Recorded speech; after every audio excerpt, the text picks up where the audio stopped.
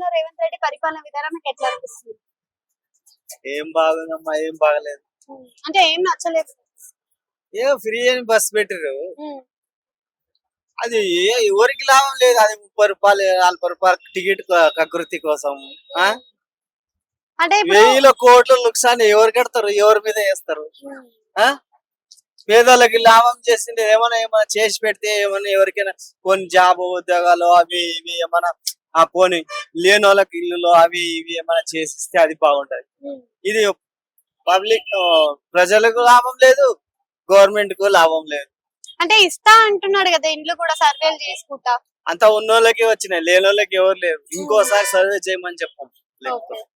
సర్వేలు చేస్తున్నారు కానీ ఇక్కడ కుల్లూరులో అక్కడ ఎక్కడ డబుల్ బెడ్రూమ్ ఎక్కడెక్కడ దొరికినాయి అక్కడ అంతా చూసినాయి. ఉన్నోళ్ళకే వచ్చినాయి కానీ లేని వాళ్ళకి లేదు. అంటే కేసీఆర్ ఉన్నప్పుడు అట్లా జరిగిందా? ఇప్పుడు రేవంత్ రెడ్డి పరిపాలన కూడా సర్వేలో అట్లనే జరుగుతుందా? కేసీఆర్ ఉన్నప్పుడు అయితే ఆయన ఆపిండు కానీ ఇస్తా ఇస్తా అన్నాడు, ఇయ్యలేదు. కానీ ఇప్పుడు ఈయన ఇచ్చిండు కానీ సర్వే సరిగా చేయలేదు. వాళ్ళకే వచ్చినాయి, వచ్చిన వాళ్ళకి డబల్ డబల్. ఇప్పుడు మా ఫ్రెండ్లకు 2-3 వచ్చినాయి, డబల్ బెడ్రూమ్ వచ్చినాయి, ఇందిరమ్మాయిలు వచ్చినాయి. అంటే ఇప్పుడు పరిపాలనలో తప్పు ఉందంటారా, ప్రజలు ఎన్నుకోవడంలో తప్పు ఉందంటారా? మరి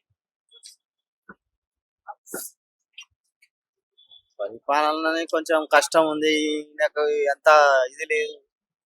పాతోళ్ళు ఇది ఈయన మొదటిసారి వచ్చిండేమో.